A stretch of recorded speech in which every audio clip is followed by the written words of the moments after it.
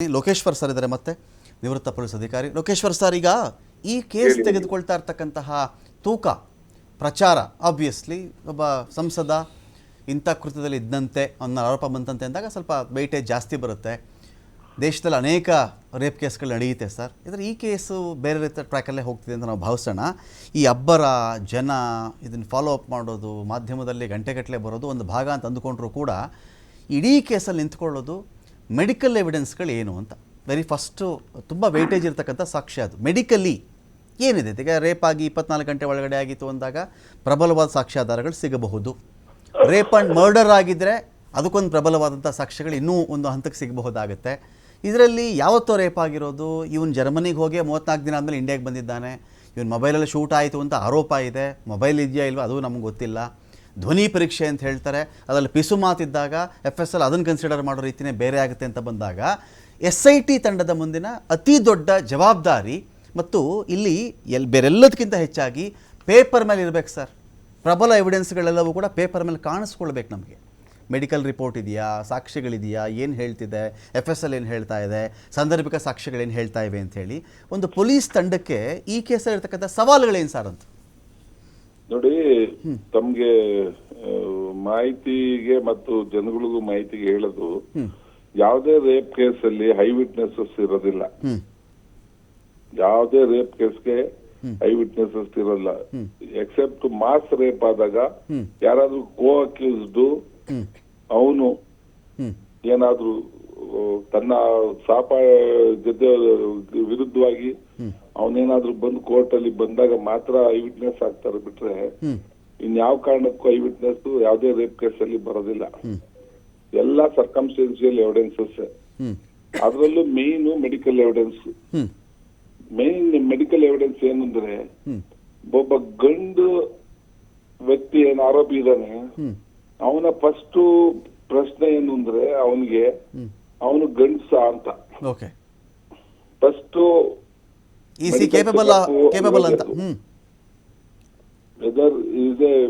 ಅಂದ್ರೆ ಪುರುಷತ್ವ ಇರೋ ವ್ಯಕ್ತಿನ ಅಂತ, ಪೊಟೆಂಟ್ ಅಂತ ಇಂಗ್ಲಿಷ್ ಅಲ್ಲಿ ಪೊಟೆಂಟ್ ಅಂತ ಹೇಳ್ತಾರೆ. ಪೊಟೆಂಟ್ ಆಗಿದ್ರು ಬೇರೆ ಕೆಲವು ಸಮಸ್ಯೆ ಇರುತ್ತೆ. ಅದು ನಾನು ನಿಮ್ಗೆ ಇದರಲ್ಲಿ ಹೇಳಕ್ ಕಷ್ಟ ಆಗುತ್ತೆ. ಅವನ್ಗೆ ಎರೆಕ್ಷನ್ ಅನ್ನೋದು ಪ್ರಶ್ನೆ ಇರುತ್ತೆ, ಅದು ಕಂಪಲ್ಸರಿ ಇರ್ಬೇಕಾಗುತ್ತೆ. ಈಗ ಅಡ್ವಾನ್ಸ್ ಈ ಕಾನೂನಲ್ಲಿ ಈಗ ಮುಂದಕ್ಕೆ ಹೋಗಿ ಏನ್ ಹೇಳಿದೆ, ಇವತ್ತಿನ ಕಾನೂನು ಬದಲಾವಣೆಯಲ್ಲಿ ಅದು ಅವಶ್ಯಕತೆ ಇಲ್ಲ ಅಂತ. ರೇಪ್ ಮಾಡೋದಕ್ಕೆ ಪೆನೆಟ್ರೇಷನ್ ಇಸ್ ನಾಟ್ ನೆಸರಿ ಅಂತ, ಪೆನೆಟ್ರೇಷನ್ ಅವಶ್ಯಕತೆನೂ ಇಲ್ಲ ಅಂತ. Penetration is also not ನೆಸರಿ. ಆ ಮಟ್ಟಕ್ಕೆ ಕಾನೂನಲ್ಲಿ ಹೆಣ್ಮಕ್ಳ ವಿಚಾರಗಳಲ್ಲಿ ಆಗಿರೋ ಅನ್ಯಾಯಗಳಿಗೆ ಕಾನೂನು ತಜ್ಞರು ಬದಲಾವಣೆ ಕೊಟ್ಟಿದ್ದಾರೆ. ಈಗ ಇವನಿಗೆ 2 ಪ್ರಶ್ನೆ ಅಂತ. ಈಗ ಫಸ್ಟ್ ಚೆಕಪ್ ಆಗದೆ ವೆದರ್ ಅವನು ಪುರುಷನ, ಅವನಿಗೆ ಆ ಒಂದು ಕ್ವಾಲಿಟಿ ಇದೆಯಾ, ಎರೆಕ್ಷನ್ ಕ್ವಾಲಿಟಿ ಅವನಲ್ಲಿ ಇದೆಯಾ ಅನ್ನೋದು ಫಸ್ಟ್ ಚೆಕಪ್ ಆಗದೆ. ಅದು ಅವೆರಡು ಅವನು ಈ ಕೇಸ್ಗೆ ರಿಲೇಟೆಡ್ ಆಗಿರೋ ಸ್ಟ್ರಾಂಗ್ ಎವಿಡೆನ್ಸಸ್ ಅದು. ಆಮೇಲೆ ಯಾರ್ಯಾರು ಹೆಣ್ಮಕ್ಳು ಅಫೆಕ್ಟ್ ಆಗಿದ್ದಾರೆ ಅವ್ರಿಗೂ ಮೆಡಿಕಲ್ ಎವಿಡೆನ್ಸಸ್ ಇರುತ್ತೆ. ಅದನ್ನ ಅವ್ರು ಮಾಡ್ಕೊಂಡಿರ್ತಾರೆ ಈಗ ಆಲ್ರೆಡಿ. ಅದ್ರಲ್ಲಿ ಕೆಲವು ವಿಚಾರ ಆಗೋದಿಲ್ಲ, ಏನು ಲಾಂಗ್ ಗ್ಯಾಪ್ ಇರೋದ್ರಿಂದ ಏನು ನಾವು ಪ್ಯೂಬಿಕ್ ಹೇರ್ಸ್, ಸ್ಪರ್ಮ್ ಕಲೆಕ್ಷನ್, ಮತ್ತೊಂದು ಈ ತರದ್ದೆಲ್ಲ ಚಾನ್ಸಸ್ ಇರೋದೇ ಇಲ್ಲ ಇಲ್ಲಿ. ಮತ್ತೆ ಕ್ಲಾತ್ ಆಲ್ಸೋ. ಆದ್ರೂ SIT ಅವರು ಮೊನ್ನೆ ಬೆಡ್ಶೀಟು ಏನು ಅದೆಲ್ಲ ನಮ್ಮ ಗೆಸ್ಟ್ ಹೌಸ್ ಹಾಸನಲ್ಲಿ ಎಲ್ಲ ತಗೊಂಡು ಹೋಗಿದ್ದಾರೆ. ಅಂದ್ರೆ ಯಾಕೆಂದ್ರೆ ಏನಾದ್ರೂ ಸಿಕ್ಬೋದೇನೋ ಅನ್ನೋದು, ಯಾವ್ದಾದ್ರು ಅವಕಾಶ ಇದೆಯಾ ಅನ್ನೋದನ್ನ ಬಿಡಂಗಿಲ್ಲ ಇನ್ವೆಸ್ಟಿಗೇಷನ್ ಅಲ್ಲಿ. ಆ ಕಾರಣಕ್ಕೆ ತಗೊಂಡೋಗಿರೋದು ಅದನ್ನ. ಈಗ ನಾವು 3 ವರ್ಷದ ಹಿಂದೆ ಆಗಿರೋ ಇದನ್ನ ಇವತ್ತು ಹುಡುಕೋದು ಎಷ್ಟು ಕಷ್ಟ. ಯಾಕಂದ್ರೆ ಯಾವುದೇ ಗೆಸ್ಟ್ ಹೌಸ್ ಅಲ್ಲಿ ಡೈಲಿ ಬೆಡ್ ಶೀಟ್ ಚೇಂಜ್ ಮಾಡ್ತಾರೆ, ಇನ್ನೊಂದು ಅದೆಲ್ಲ ಚೇಂಜಸ್ ಇರುತ್ತೆ, ವಾಶ್ ಆಗ್ತಾ ಇರುತ್ತೆ. ಆದ್ರೂ ಜನಗಳ ಅಭಿಪ್ರಾಯ ಮತ್ತೆ ಕೋರ್ಟ್ ನಾಳೆ ಕೇಳೋದು ಯಾಕೆ ನೀವು ಅಲ್ಲಿ ಕಲೆಕ್ಟ್ ಮಾಡ್ಲಿಲ್ಲ, ಯಾಕೆ ಅದನ್ನ ಬೆಡ್ಶೀಟ್ ಕಲೆಕ್ಟ್ ಮಾಡ್ಲಿಲ್ಲ, ಬೆಡ್ ಅನ್ನೋದು ಆಗಬಾರ್ದು ಅಂತ ಅದನ್ನೂ ಒತ್ಕೊಂಡು ಹೋದ್ರು ಮೊನ್ನೆ. ಓಕೆ. ಈ ತರ ಇನ್ವೆಸ್ಟಿಗೇಷನ್ ಎಲ್ಲೆಲ್ಲಿ ಕೇರ್ ತಗೋಬೇಕು ಅದೆಲ್ಲ ತಗೊಂಡ್ ಮಾಡ್ತಾ ಇದ್ದಾರೆ SIT ಅವರು. ಈ ನೀವು ಹೇಳಿದ್ರಲ್ಲ ಕಾಶಿಯಸ್ ಇದೆ ತುಂಬಾ.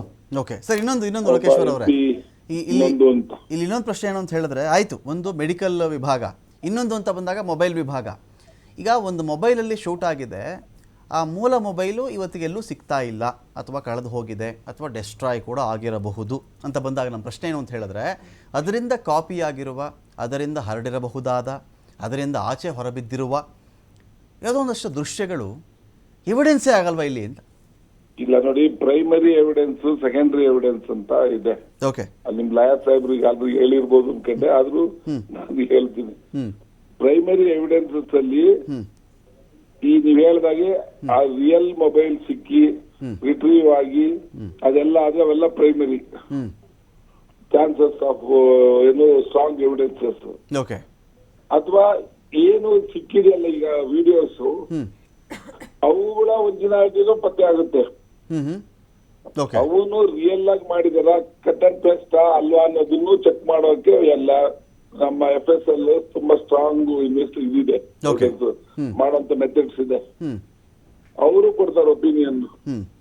ಅದರಲ್ಲಿ ಪ್ರತಿಯೊಂದು ಏನಿದೆ ಈಗ ವಿಡಿಯೋಸ್ ಸರ್ಕ್ಯುಲೇಟ್ ಆಗಿರೋದು, ಅದರಲ್ಲಿ ಒಂದು ಇಂಚನ್ನು ಅಳಿತಾರೆ, ಅದು ಒರಿಜಿನಲ್ ಡೂಪ್ಲಿಕೇಟ್ ಅಂತ. ಆದ್ರೂ ಅದು ಸೆಕೆಂಡರಿ ಎವಿಡೆನ್ಸ್ ಆಗುತ್ತೆ, ಪ್ರೈಮರಿ ಆಗೋದಿಲ್ಲ ಅಲ್ಲಿ.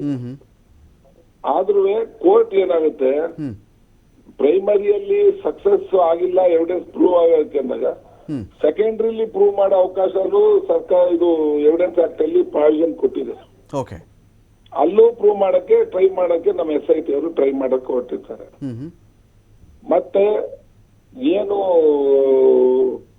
ಏನಂತಾರೆ, ಈ ತರದ ರೆಕಾರ್ಡಿಂಗ್ ಆಫ್ ಸಚ್ ತಮ್ಮ ಆಕ್ಟ್ ಅನ್ನು ಮಾಡ್ಕೊಳ್ಳುವಂತ ಪ್ರಯತ್ನಗಳು ಕೆಲವೇ ವ್ಯಕ್ತಿಗಳು ಮಾಡ್ಕೊಂಡಿರೋದು. ಯಾರು ಈ ತರ ರೇಪ್ ಮಾಡಿದವ್ರು ಎಲ್ಲೂ ಮಾಡ್ಕೊಳಕ್ ಹೋಗಿಲ್ಲ. ಕೆಲವರೇ ಮಾಡ್ಕೊಂಡು ಈ ತರ ವಿಕೃತ ಮನಸ್ಸಲ್ಲಿ ಅದನ್ನ ಎಂಜಾಯ್ ಮಾಡುವಂತ ವರ್ಗಗಳಿದಾವೆ. ಆ ಪ್ರಯತ್ನ ಇವರು ಈ ಆರೋಪಿತನ ಮೇಲೆ ಈಗ ಇರೋದು ಆರೋಪ. ತಾನು ಮಾಡ್ಕೊಂಡು ಅವ್ರನ್ನ ಮತ್ತೆ ಮತ್ತೆ ಬಳಸ್ಕೊಳ್ಳೋದಕ್ಕೆ ಅದನ್ನ ಬ್ಲಾಕ್ ಮೇಲ್ ಮಾಡಕ್ ಬಳಸ್ತಿದ್ರು, ಮತ್ತೆ ತಾನು ಅದನ್ನ ವಿಕೃತ ಮನಸ್ಸಲ್ಲಿ ನೋಡಿ ಎಂಜಾಯ್ ಮಾಡ್ತಿದ್ರು. ಅದಕ್ಕೋಸ್ಕರ ಆ ತರ ಎಲ್ಲ ಮಾಡಿ ತನ್ನ ಮೊಬೈಲ್ ಇಟ್ಕೊಂಡಿದ್ದ ಅಂತ ಆ ಕಾರ್ತಿಕ್ ಕೆಲವು ಕಡೆ ಸ್ಟೇಟ್ಮೆಂಟ್ ಮಾಡಿದ್ದಾರೆ. ಸೊ ಹಾಗಾಗಿ ಆ ವಿಚಾರಗಳು ಕೊರಾಬರೇಟ್ ಆಗ್ತಾವ ಅಂತ ಆ ಎವಿಡೆನ್ಸಸ್ ಅಲ್ಲಿ ಆ ಹೆಣ್ಮಕ್ಳು ಚಿತ್ರಗಳು, ಬ್ಯಾಕ್ ಗ್ರೌಂಡ್ ಏನು ಪ್ರತಿಯೊಂದು ಅದರಲ್ಲಿರೋ ಬ್ಯಾಕ್ ಗ್ರೌಂಡ್ ಅನ್ನು ವೆರಿಫೈ ಮಾಡ್ತಾರೆ, ನಿಜಾನ ಅಲ್ವಾ ಅಂತ. ಆವಾಗ ಅದನ್ನ ವಿಡಿಯೋಸ್ ಪ್ರೂವ್ ಆದ್ರೆ ಸಮಸ್ಯೆ ಆಗೇ ಆಗುತ್ತೆ. ಸರ್, ಇನ್ನೊಂದು ಪ್ರಶ್ನೆ ಕೇಳ್ಬಿಡ್ತೀನಿ ಸರ್, ನಿಮ್ಮನ್ನ ಬೀಳ್ಕೊಡೋಕ್ಕಿಂತ ಮುಂಚಿತವಾಗಿ ಒಂದು ಪ್ರಶ್ನೆ ಕೇಳ್ಬಿಡ್ತೀನಿ. ಆಯಿತು, ಈಗ ಒಬ್ಬ MP XYZ ಒಬ್ಬ MP 2 ವರ್ಷಗಳ ಹಿಂದೆನೋ 3 ವರ್ಷದ ಒಂದು ಅತ್ಯಾಚಾರ ಮಾಡಿದ್ದಾನೆ, ಅವನು ವಿಡಿಯೋ ಮಾಡೇ ಇಲ್ಲ. ಆಮೇಲೆ ಮಹಿಳೆ ಇವತ್ತರೆಗೂ ಆಚೆ ಬಂದೇ ಇರಲಿಲ್ಲ. ಇವತ್ತು ಬಂದು ದೂರು ಕೊಡ್ತಾಳೆ, ಈ ಥರ ಅತ್ಯಾಚಾರ ಮಾಡಿಬಿಟ್ಟ ನನ್ನ ಮೇಲೆ, ನನಗೆ ಹೇಳ್ಕೊಳಕ್ಕೆ ಆಗ್ತಾ ಇರಲಿಲ್ಲ, ಭಯದಲ್ಲಿದ್ದೆ, ಹೆದರಿಸ್ಬಿಟ್ಟಿದ್ದ ನನ್ನ ಅಂತ. ಯಾರೂ ಸಾಕ್ಷಿ ಇಲ್ಲ, ನೋಡಿಲ್ಲ, ಕಂಡಿಲ್ಲ, ಕೇಳಿಲ್ಲ, ಮೊಬೈಲ್ ಕೂಡ ಇಲ್ಲ, ಬಟ್ ಇವನು ಮಾಡಿದ್ದಾನೆ ಅಂತ ಮಹಿಳೆ ಹೇಳ್ತಾಳೆ. ಅದು ಸಾಕಾ? ನೋಡಿ, ಕೋರ್ಟ್ ಎವಿಡೆನ್ಸಸ್ ಸುಪ್ರೀಂ ಕೋರ್ಟ್ ಬೇಕಾದಷ್ಟು ಸಂದರ್ಭಗಳಲ್ಲಿ ಈಗ ಆಲ್ರೆಡಿ ಆ ತರ ಜಡ್ಜ್ಮೆಂಟ್ಸ್ ಗಳನ್ನ ಕೊಟ್ಟುಬಿಟ್ಟಿದೆ. The version of the victim is sufficient. Okay. If it is provable ಅಂದ್ರೆ ಅದು ನಂಬಬಹುದಾದಂತ ಅವಳ ಹೇಳಿಕೆಗಳು ಆಗಿದ್ರೆ ಅದನ್ನು ಒಂದೇ ಸಾಕ್ಷಿ ಸಾಕು ಕನ್ವಿಕ್ಷನ್ ಕೊಡೋದಕ್ಕೆ ಅಂತ. ಆ ತರದ ಜಡ್ಜ್ಮೆಂಟ್ಸ್ ಆಗ್ಬಿಟ್ಟಿದೆ. ಅದಕ್ಕೆ ಯಾವ ಬೇರೆ ಎವಿಡೆನ್ಸ್ ಬೇಕೇ ಇಲ್ಲ ಅಂತ. ಸರ್, ಲೋಕೇಶ್ವರ್ ಸರ್, ಅನೇಕ ಸಂದರ್ಭಗಳಲ್ಲಿ ಜಡ್ಜ್ಮೆಂಟು ಕೂಡ ಪರ್ಸನ್ ಟು ಪರ್ಸನ್ ಚೇಂಜ್ ಆಗಿರೋ ಉದಾಹರಣೆಗಳು ಇದೆ. ಅಲ್ಲ, ಚೇಂಜ್ ಆಗಿದ್ರೆ benefit of doubt always goes to the accused ಅಷ್ಟೇ, ಏನು ಮಾಡಕ್ಕಾಗೋದಿಲ್ಲ. ಓಕೆ. ಅದು ಆಗದಷ್ಟೇ. ಇವತ್ತು ಅವ್ರು ಏನ್ ಸಂತ್ರಸ್ತೆ ನಾಳೆ ಹಾಸ್ಟೈಲ್ ಆದ್ರು ಅಂತ ಕೇಳಿ ಒಂದೇ ಅದಕ್ಕೆ ಕೋರ್ಟ್ ಅಷ್ಟೇ ಏನು ಹೆಲ್ಪ್ಲೆಸ್ ಆಗುತ್ತೆ. ಅರ್ಥ ಆಯ್ತು. ಕೋರ್ಟ್ ಹೆಲ್ಪ್ಲೆಸ್ ಆಗ್ಬಿಡುತ್ತೆ. ಥ್ಯಾಂಕ್ ಯು ಲೋಕೇಶ್ವರ್ ಅವರೇ, ಈ ಡಿಬೇಟಲ್ಲಿ ಪಾಲ್ಗೊಂಡು ಮಾತನಾಡೋದಕ್ಕಾಗಿ.